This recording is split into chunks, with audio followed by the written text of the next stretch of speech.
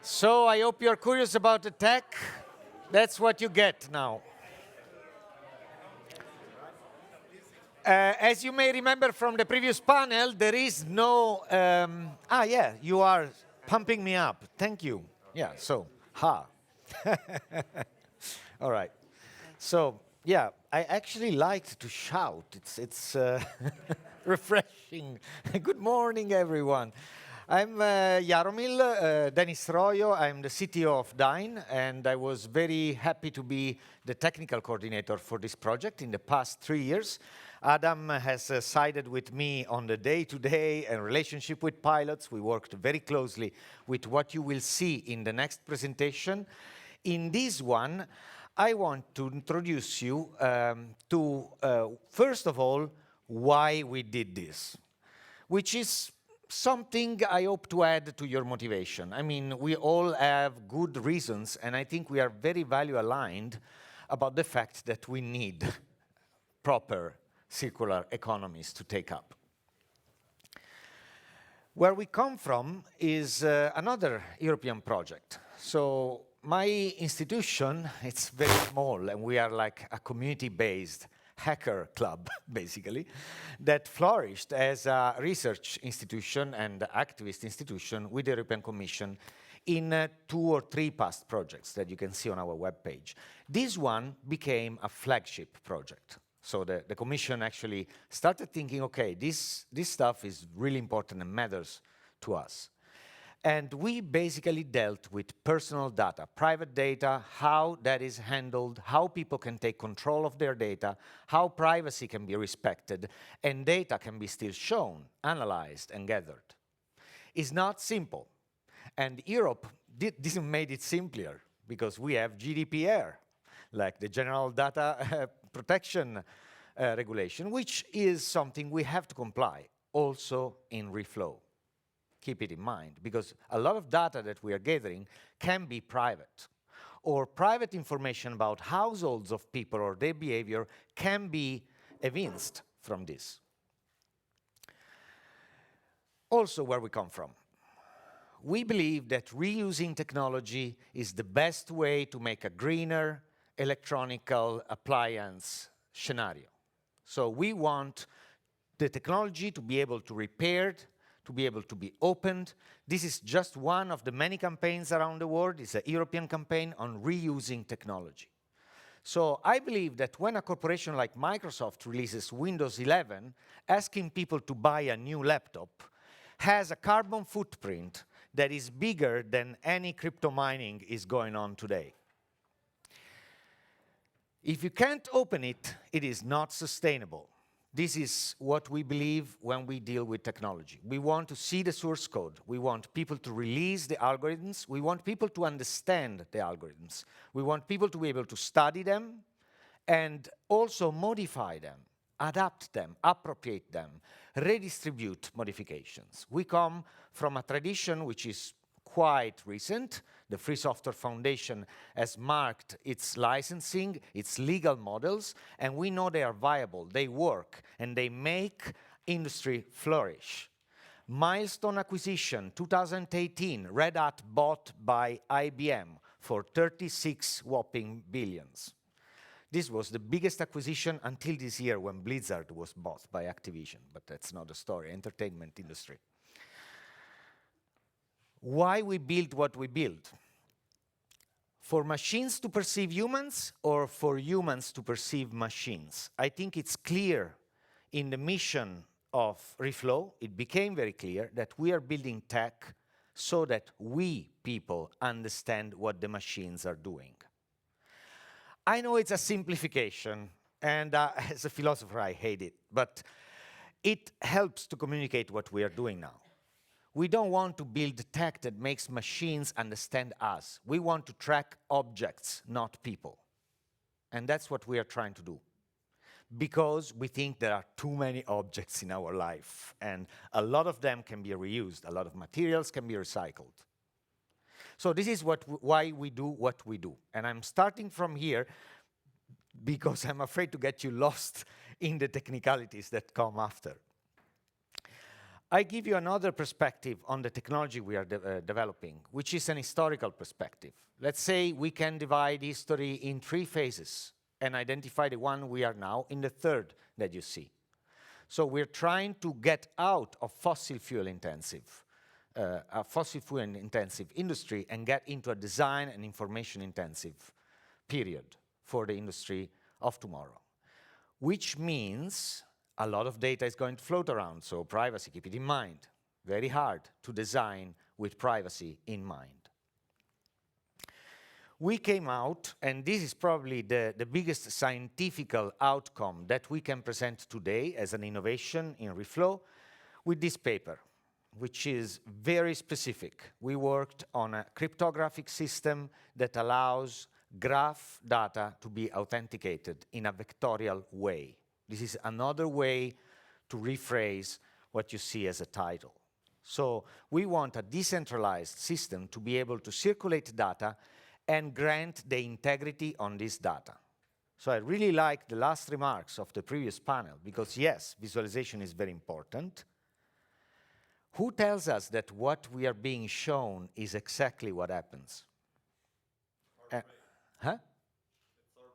It's our brain. It's well, there is a computer in between, there is a USB stick, the PDF has been passed through, an email service, there may be people in between, you know, like I don't want to make paranoid this discussion, but you know, like, but being hackers, we know that things can happen. Oh, thanks for this interjection, I love it. So, I am not going to show you all the very complex transformations that we do with data. You can find it all in the paper. It's a preprint. It's free to download. Just know that this cryptographic system is based on one that we developed in Decode that made Facebook acqui-hire 4 of our colleagues for Libra, which then was stopped for regulation. So it's sort of hot crypto, what we are talking about. And I'm not going to explain you how this cryptographic model works in all the 3 steps.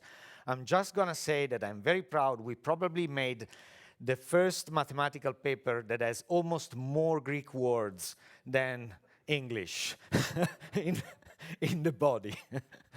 So, but what is really the REFLOW OS? Digital Product Passport is a GDPR compliancy system, so we need to be GDPR compliant. As a mission, what we need to do is a track and trace, which is also a technical term in graph theory. We need to track and trace all the flow of information. And with the help of Adam, I'm going to show you how this applies really to the REFLOW OS architecture. I'm sure you're familiar with track and trace, because with the syndemic disaster that we lived through, basically we know that track and trace is important for people. Now we are talking about materials. Still, privacy issues are in there.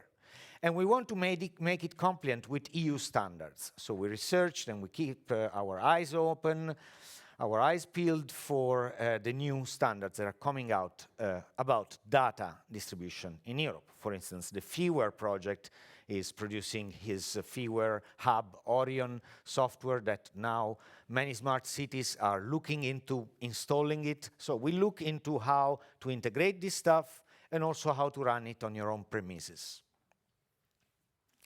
Decentralization means that, also sovereignty for our own infrastructure. How we do that, and this is a design approach, is a design-intensive approach. From the beginning of REFLOW, we dare to say that we are going to build a logistics system. You can also see it as that. Our system can also run a supermarket, probably. A logistics system that is based on this paradigm. You can read a lot about it. Wikipedia has a page that is quite complete about it. It's a resource event agent paradigm. We are not going to do databases with tables. We are going to do graph data visualization, and everything in this is a resource, an event, or an agent. This is a simplified schema of what we see into these databases. We see nodes and relationships. And if you go from, oh, tell me there is a laser here. Yes. I love lasers.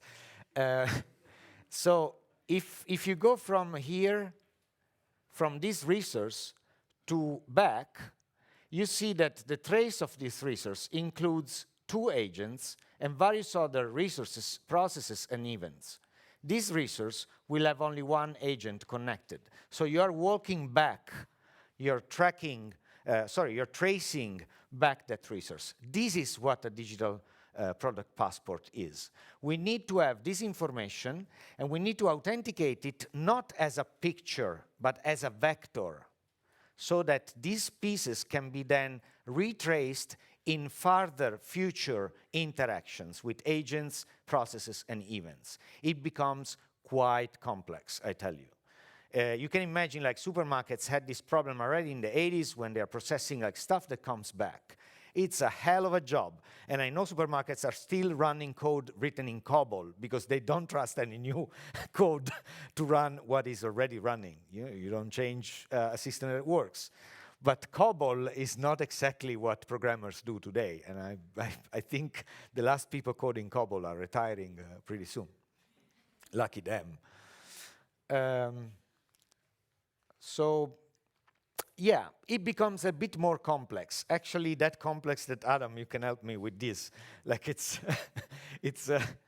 it's a back and forth, as we pointed. So this resource can have 2 inputs, and a digital product passport. Well, it has. Here we have digital product passports, and at various points of a flow, we can have a passport saying, okay, this resource was here at this point of the transformations. Correct me if I'm wrong, because this is your slide. Spot on. Spot on.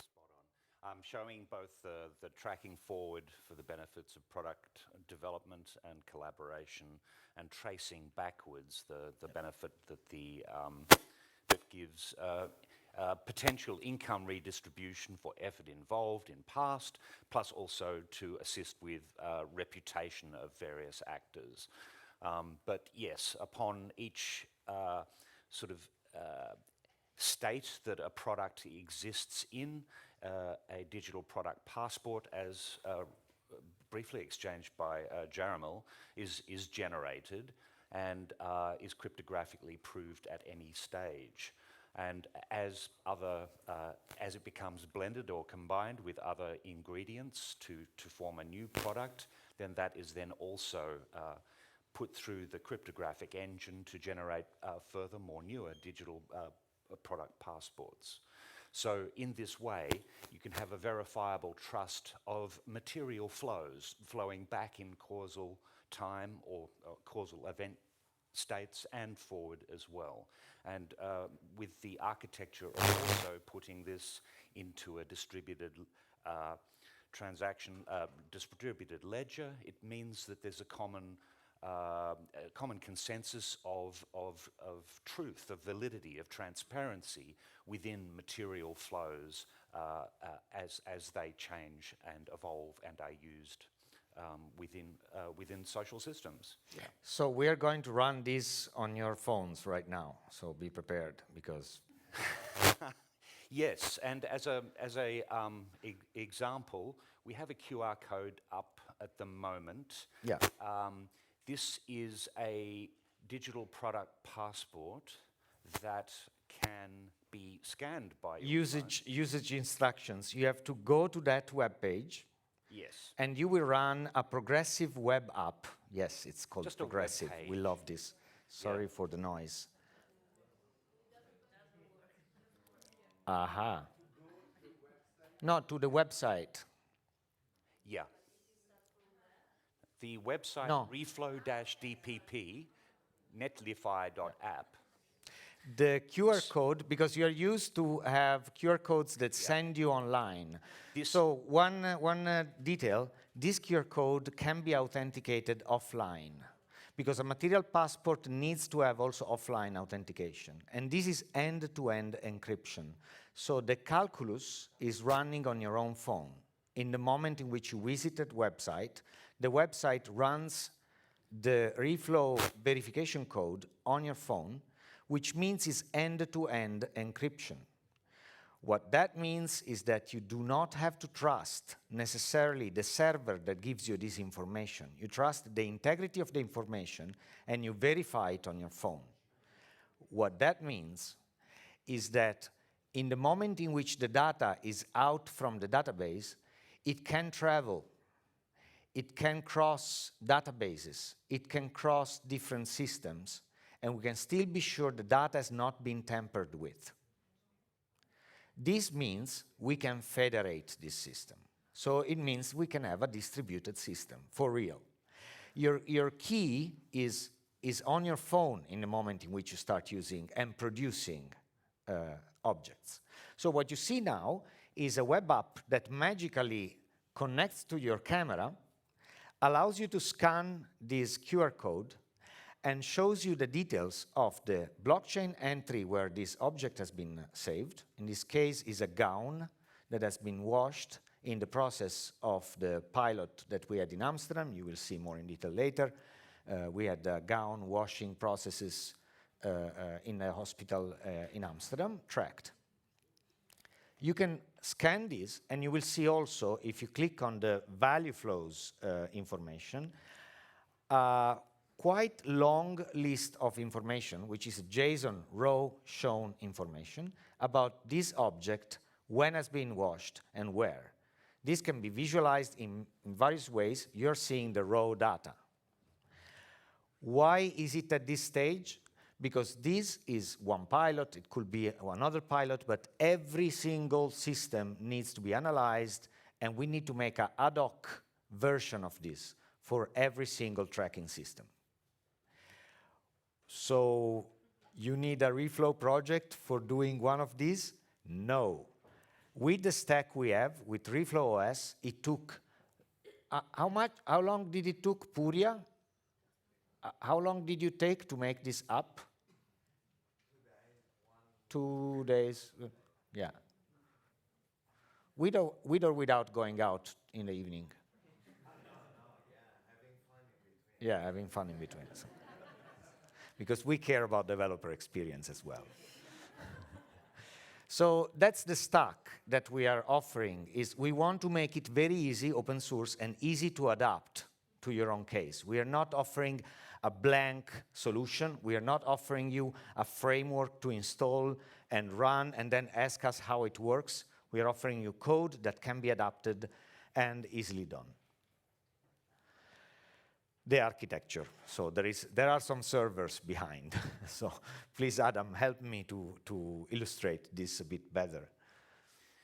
Yeah, okay.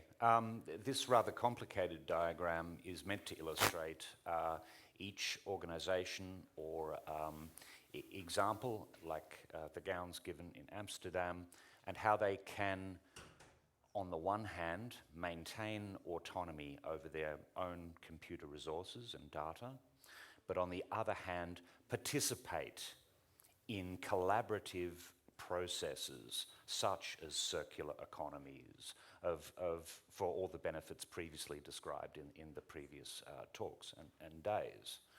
So the network topology of communication, the way that this can be achieved is through a topology called federation, which allows autonomous units to computer resources to talk to each other in a standardized fashion. Similar past examples of federation include the humble email system, often cited as one of the largest federated computer networks deployed on the planet so far. Other newer style ones are chat equivalents to Twitter and so on. There's one called Mastodon and so on. And these run on a relatively new standard protocol called ActivityPub, which allows the federated discussions to occur, transacting between one system and another. And within the Reflow OS, we have that federated bus, if you will, or communication channel. But internally, we offer a mechanism by which an organization's applications can talk to their own home server. And in the afternoon sessions and in the showroom outside with all the stalls for the pilots, you can see some of the applications that pilots have used at this layer. There's some innovative embedded devices out there with Botto and so on that act as clients to each of the REFLOW OS. And there's also web portals as well that also connect to individual member home server instances. At this, Yeah. Adam, we are outside. If you really want to run this, one example we can run through immediately, if you want to create an object and verify, so because now you verified an object that was already in the system. So how do you create an object into the system?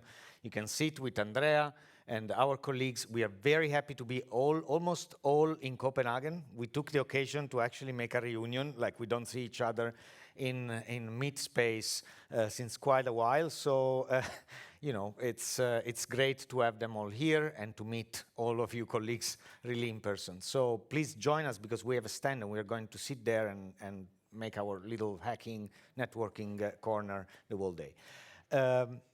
Yes. One last wrap up with this, thank you, Jeremy, is that this arch means, as just referring to the independence of these digital product passports that Jeremy mentioned in the first place, the information can flow through this federated network and then be independently used and verified as per Jeremy's previous comments. So these digital product passports can be taken offline, they can be taken with you, they can be exchanged between members, taken offline to a phone, printed out, whatever, distributed further and outside the particular circular flows that you're dealing with, giving greater benefits for other people to pick up, analyze, and further optimize circularity within the loops. That's So what you I can really come play wanted with us to also if you're not a get geek. you all excited about. And Zencode that you see at the center, the smart contract writing, is done in human-like language. So you can describe in English-like language what you process, how is your processing of data and information. So come play with us. I like to finish this section in the program. We are a bit late, but you know, on time with being late, with Florian Schneider, who is a professor at Trondheim Arts Academy and head of department there. And I'm very glad he joined us, since Florian is busy developing this new concept in the European Commission, the new European Bauhaus. And I think going beyond functional is also our objective. So we are looking at the future. We are looking at how to communicate this also. Because if you look at the documents of the Commission right now, you see the digital product passport being a very high priority.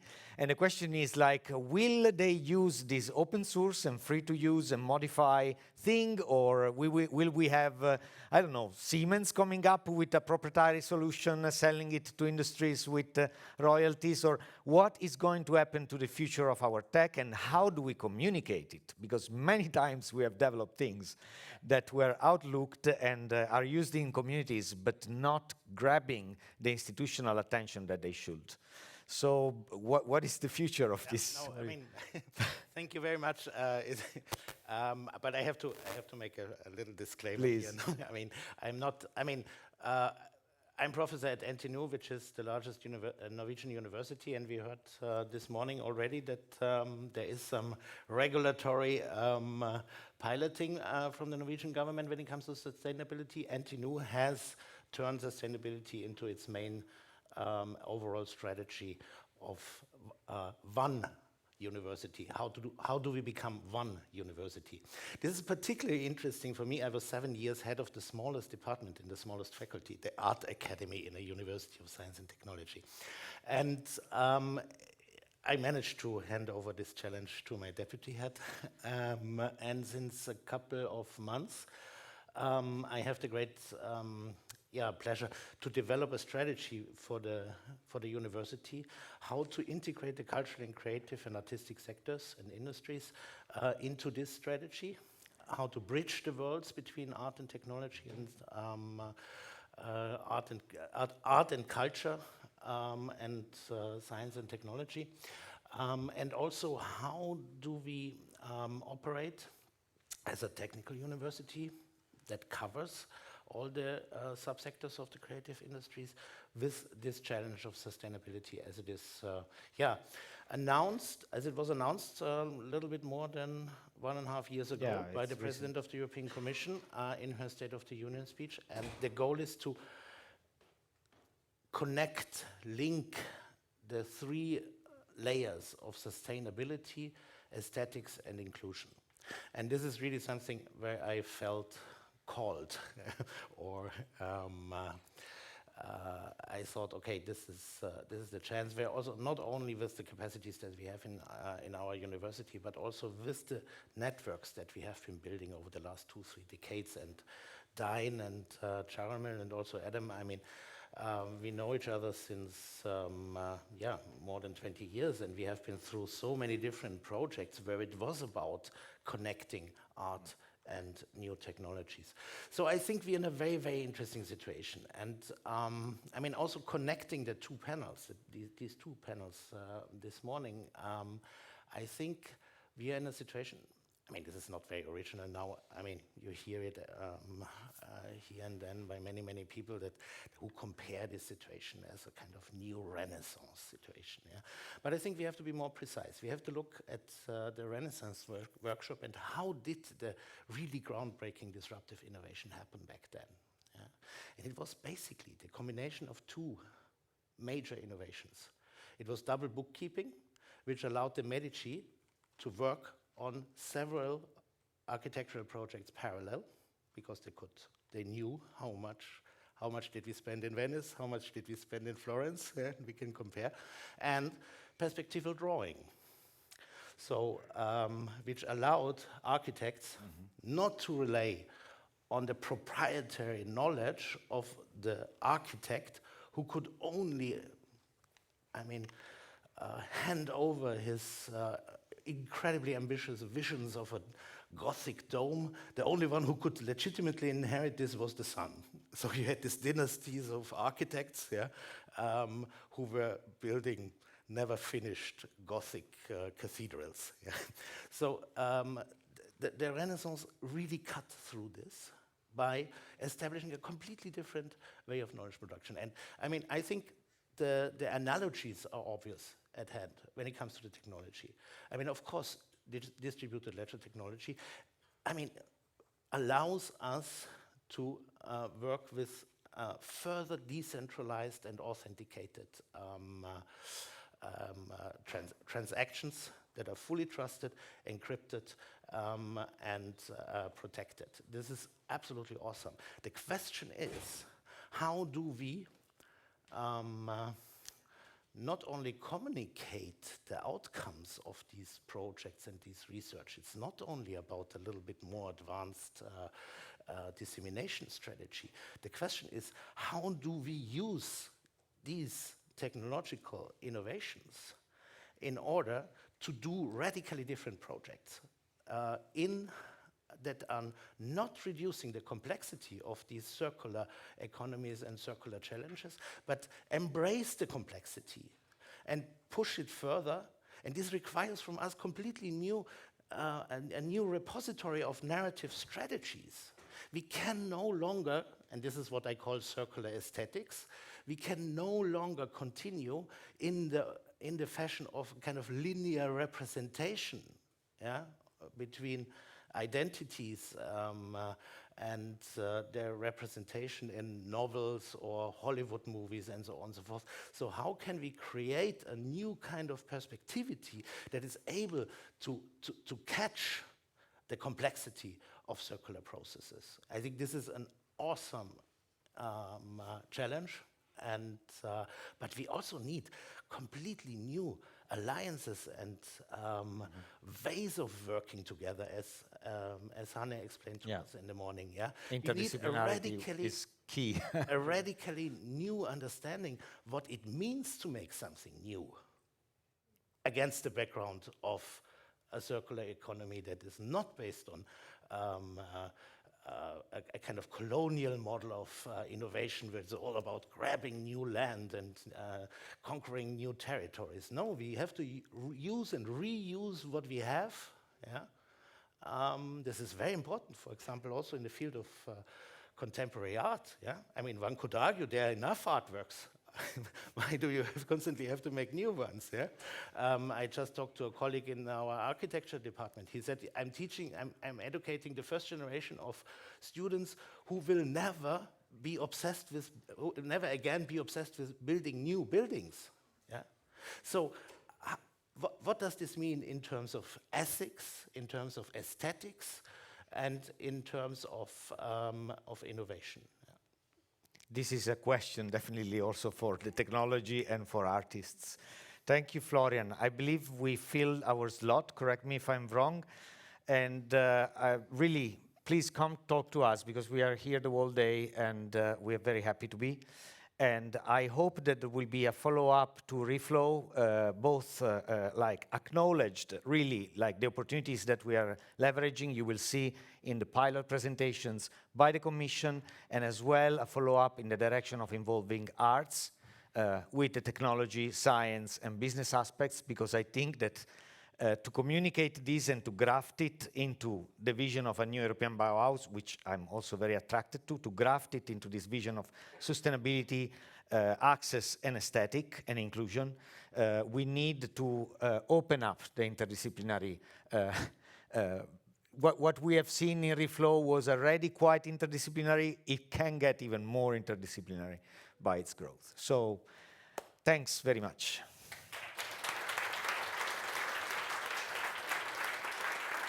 Thank you to all my colleagues over there. Cheers.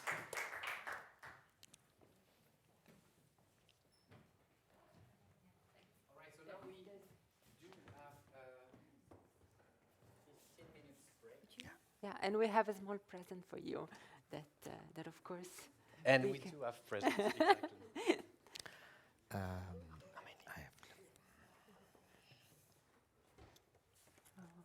Oh, fantastic! We Is want it to chocolate?